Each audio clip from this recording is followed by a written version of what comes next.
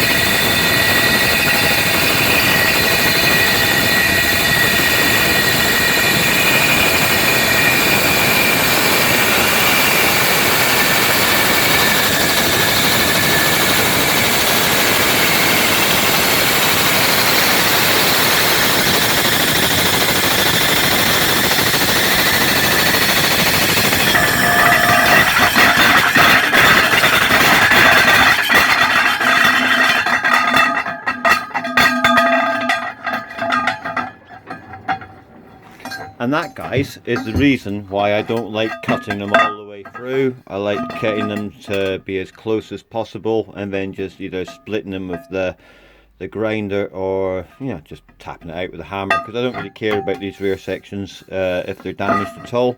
Sometimes I keep them about, but well, sometimes I keep them about. I've got hundreds of rear sections ready to go for other projects, because I can still actually use this to index to put onto the 30.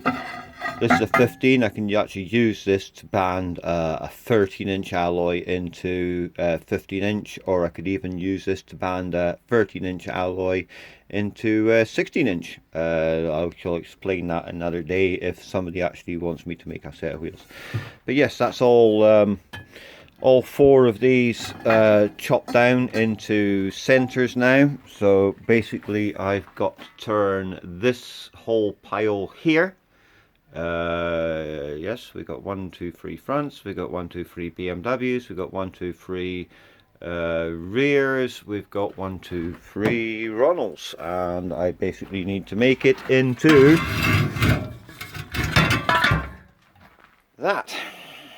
So yeah, I'll be getting going on this, and I shall show you more as I go along.